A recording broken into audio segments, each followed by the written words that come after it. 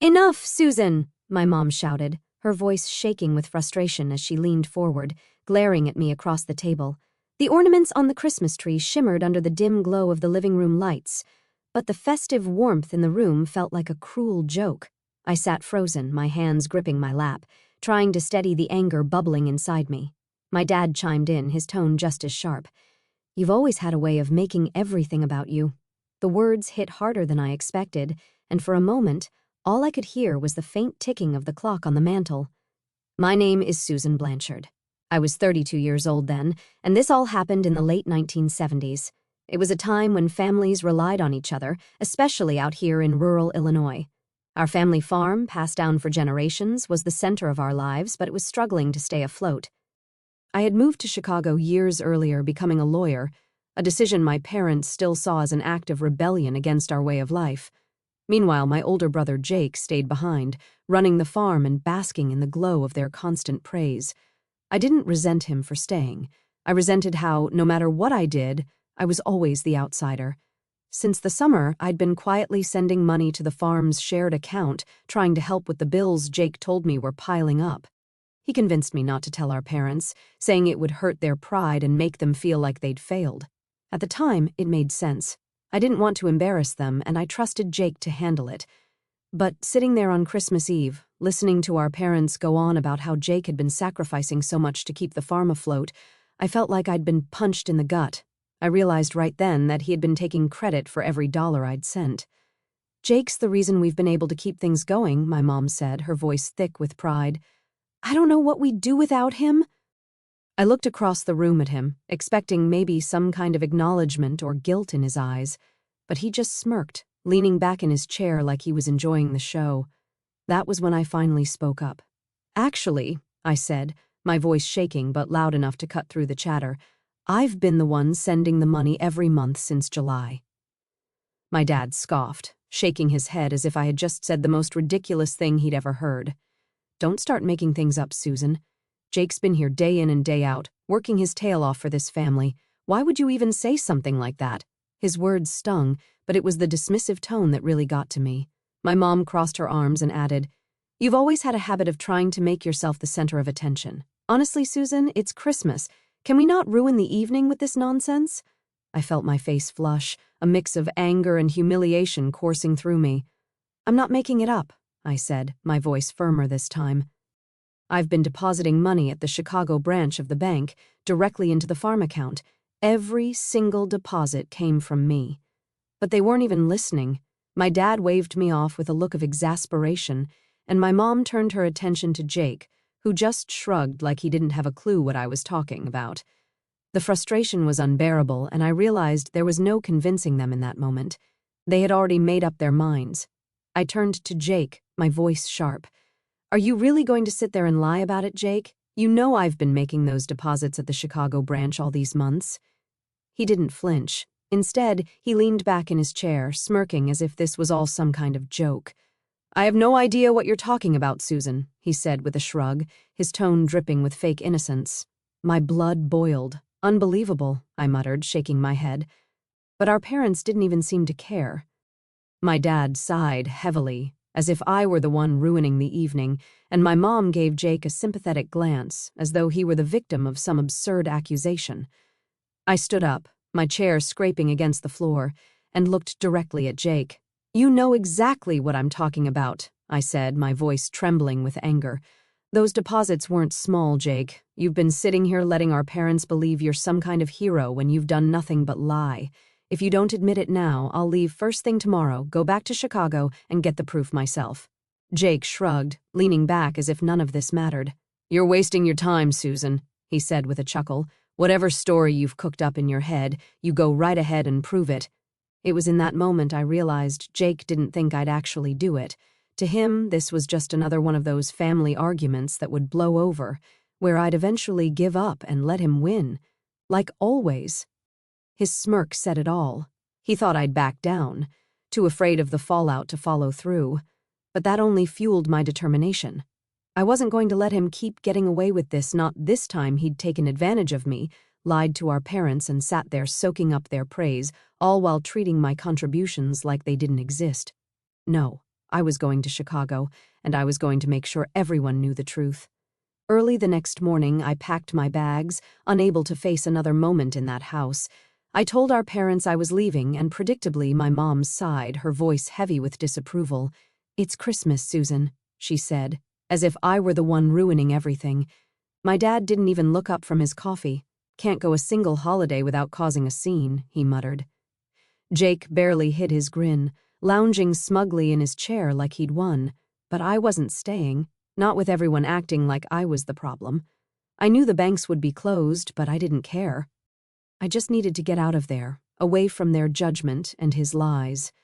The drive back to Chicago felt endless, the roads eerily quiet, with most people home celebrating with their families. I gripped the wheel tightly, the cold winter air seeping into the car despite the heater blasting. My thoughts churned, replaying everything that had happened the night before. Jake really didn't think I'd go through with it. That much was clear. He probably expected me to stew in silence, too intimidated by our parents' blind faith in him to actually leave. But this time was different. I was tired of being dismissed, tired of letting him walk all over me. As I drove past snow-covered fields and frozen lakes, one thing was certain. I'd get those receipts, and I'd make sure the truth came out. When the banks reopened a few days later, I went straight to the Chicago branch. It was bitterly cold that morning, the kind of cold that stung your face and made every breath feel sharp. As soon as I stepped inside, I headed straight to the counter, where a middle-aged teller greeted me with a polite smile. "Good morning," he said. "What can I help you with today?" I explained, carefully but firmly, that I needed copies of every deposit I had made to the Blanchard farm account since July. The teller nodded and went to the back, returning with a thick ledger and a small machine that printed receipts. He carefully looked up the account and began feeding each record into the machine, which whirred and clicked as it printed out copies of the transactions. I watched each receipt come out, one after the other, with my name, the dates, and the amounts clearly listed. He handed me the stack with a polite, "Here you go, ma'am. Let us know if there's anything else you need." I thanked him, my hands shaking slightly as I gripped the receipts. They were more than just pieces of paper. They were proof that Jake had been lying, and proof that I wasn't going to let this slide. As soon as I had the receipts in hand, I headed straight back to my car. The roads were still slick from the snowstorm earlier in the week, but I didn't care. I needed to get back home, and I wasn't about to wait another day. The receipts sat on the passenger seat next to me, neatly stacked and secured under a small paperweight I'd grabbed from my desk before leaving. Every time I glanced at them, my anger bubbled up again. I couldn't believe Jake thought he could get away with this. And worse, that our parents had so readily taken his side. The drive felt longer this time, the farm seeming farther away with every passing mile. As I passed through quiet towns and frozen fields, my thoughts raced. I replayed every conversation from Christmas Eve, every dismissive look, every smug grin on Jake's face. By the time I pulled into the long driveway leading up to the farmhouse, the adrenaline had built up so much that my hands were practically shaking. I wasn't sure how this was going to go, but I knew one thing for certain. I wasn't leaving until they saw the truth with their own eyes. I walked into the house, the receipts clutched tightly in my hand, the cold from outside still clinging to my coat. My mom was in the kitchen, stirring a pot on the stove, while my dad sat in his usual spot at the dining table, reading the paper. Jake was leaning against the counter, casually eating an apple, looking as smug as ever. They all turned to look at me as I entered, but before anyone could say a word, I dropped the stack of receipts onto the table in front of my dad. "There," I said, my voice steady but firm. "Every deposit I've made to the farm account since July. It's all right there. My name, the dates, the amounts." My dad put down his paper, frowning as he picked up the receipts and started looking through them. My mom came over, wiping her hands on a dish towel, her expression skeptical at first. Jake didn't move from his spot, but I caught the way his smirk faltered for just a second. "This can't be right," my dad muttered, flipping through the pages. "Why would you do this, Susan?" My mom's eyes narrowed as she leaned in to see for herself. "Jake said he's been covering everything," she said, her voice a mix of confusion and disbelief. I turned to Jake, meeting his gaze head-on. "Well, Jake?" I asked, my tone sharp. "Are you still going to lie about it now?" Jake let out a laugh, tossing the core of his apple into the trash like none of this mattered. "Susan, I don't know where you got those, but they're not real. You probably forged them somehow to make me look bad." His tone was calm, almost mocking, and made my stomach churn. I looked at our parents, expecting at least a flicker of doubt in their eyes, but instead, my dad shook his head, his face dark with disapproval. "Susan, what's gotten into you?" he said, his voice low and angry. "This is a new low, even for you." My mom grabbed the receipts from the table, holding them up as if they were tainted. "Did you think we wouldn't see through this?" she said, her voice shaking. "Jake's been here every day, working to keep this farm alive, and you—" She jabbed the stack of papers toward me. "You come back here with some phony papers and expect us to believe it. You've always been so desperate for attention." My chest felt tight as I struggled to hold back tears. "They're not fake," I said, my voice trembling. "You can call the bank yourself if you don't believe me." But they weren't listening. They stood there, united in their defense of Jake, like always, while I was left feeling like a stranger in my own family. I stood there, stunned, as my dad tossed the receipts onto the table like they were garbage. "I can't believe this," I said, my voice rising as the weight of their disbelief crushed me. "Even when I show you the proof, right here in black and white, you still defend him. This is unbelievable. I've spent months helping you keep this farm afloat, and all you've done is give Jake the credit and call me a liar." Jake crossed his arms, leaning against the counter with a smug expression that made my blood boil. "Don't be so dramatic, Susan," he said, shrugging like none of it mattered. "You've always been jealous. This isn't any different. I couldn't hold it in anymore. You know what? I'm done. Don't expect me to ever come back here. I've had enough of this." My mom's face tightened, and my dad just shook his head in disappointment, like I was the one in the wrong. Without another word, I turned and walked out, slamming the door behind me. The cold air hit me like a slap, but it felt better than staying in that house for another second. By the time I got back to Chicago, I'd made up my mind. I was done. No more bending over backward for people who couldn't even bother to see the truth when it was right in front of them. The first thing I did after unpacking was call the bank and put a stop to the deposits. "No further transfers to that account," I told the teller, my voice steady despite the anger bubbling inside me. It felt strange, like cutting a cord that had tied me to the farm all these months, but it also felt freeing, like I was finally done carrying a burden that was never truly mine to bear. At first, I thought I'd feel guilty, but I didn't. Every time I thought about Jake's smug face and our parents' refusal to believe me, it only reinforced my decision. Let Jake handle it now. Let him be the hero he pretended to be. I wasn't going to keep throwing money into a farm that treated me like an outsider. If they wanted to believe his lies, then they could deal with the consequences when the bills started piling up, and they would, because Jake didn't have a dime to his name. 6 months passed without a word from my family, not a phone call, not a letter, nothing. I thought about them sometimes, but every time I did, the anger and hurt came rushing back, so I pushed it aside and focused on my work.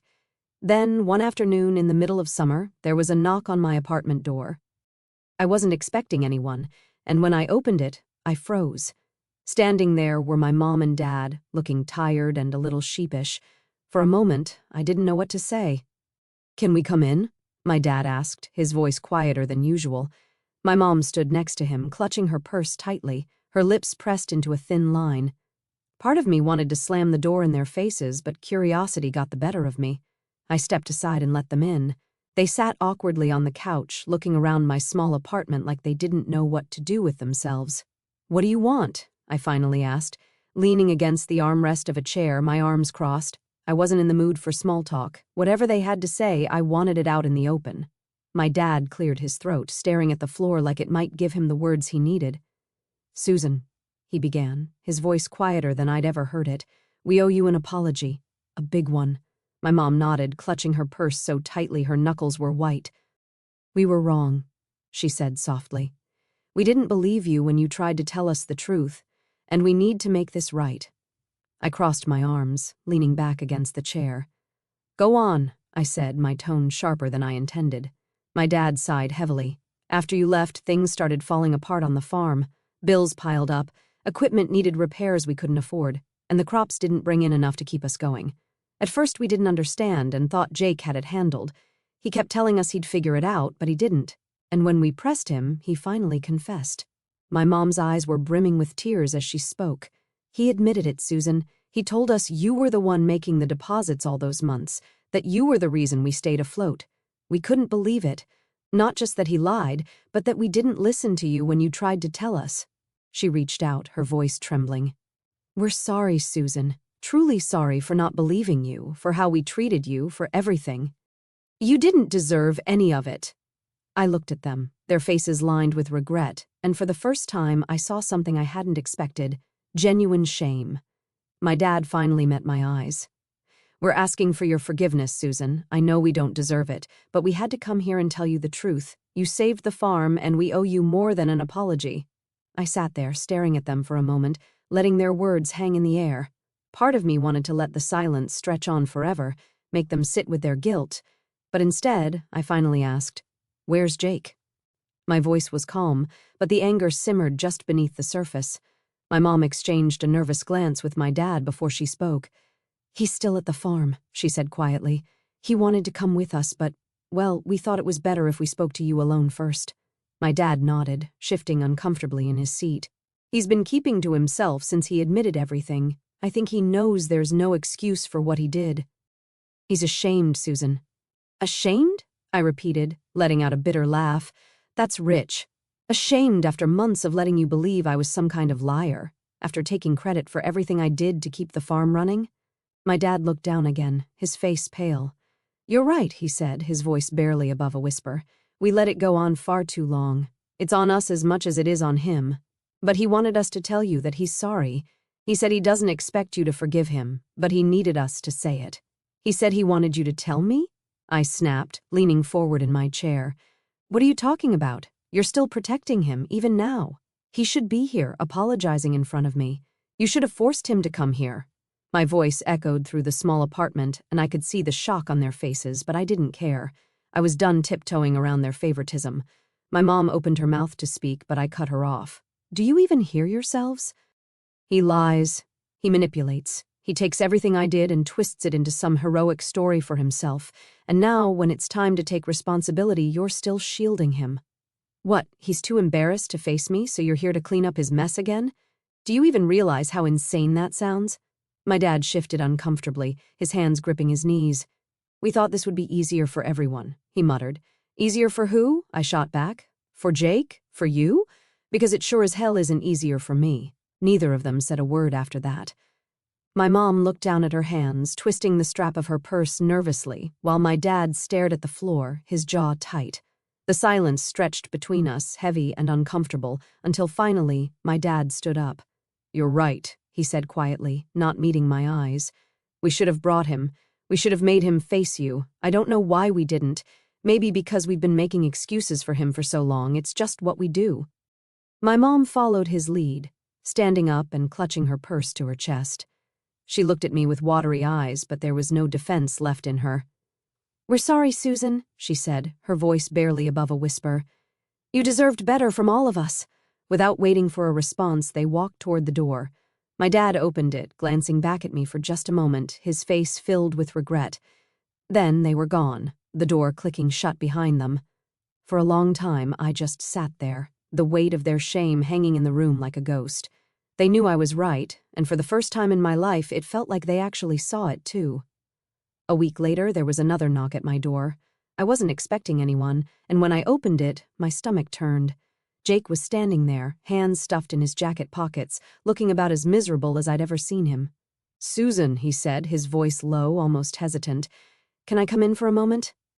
I thought about slamming the door in his face, but instead, I stepped aside, letting him in without saying a word. He stood awkwardly in the middle of my living room, not sitting down, not taking off his jacket, just shifting his weight from one foot to the other. "I came to apologize," he finally said, his eyes darting around like he couldn't bring himself to look at me. "For everything, for lying, for taking credit for the money you sent, for letting Mom and Dad treat you the way they did." His voice cracked slightly, but I didn't say anything, waiting for him to continue. "I don't have an excuse. I was jealous of you, Susan. I've always been jealous. You've done so much with your life, and I stayed behind. I thought if I could just keep their approval, I'd feel, I don't know, important, I guess. But it was wrong. All of it." Jake's voice broke completely, and before I could say anything, he dropped his head into his hands and started to cry. Big, heavy sobs that shook his whole body. It wasn't the kind of crying you fake. It was raw, filled with shame, and for the first time, I saw just how broken he really was. He didn't try to hide it, and for a moment, I just stood there, unsure of what to say or do. After that day, something shifted. My parents didn't call right away, but when they finally did, their tone was different. There was no defensiveness, no excuses, no trying to sugarcoat Jake's actions. It was clear they'd finally stopped protecting him. They didn't openly admit it, but I could tell they were treating him differently. My dad mentioned they'd started handling the farm finances themselves, and my mom let slip that Jake was working to make things right. It wasn't everything, but it was enough. As for Jake, he stayed out of my way after that apology. He didn't try to mend things too quickly, which was fine by me. Trust isn't something you rebuild overnight. But knowing that my parents had finally seen him for who he was and acknowledged the hurt they'd caused me was enough to give me some peace.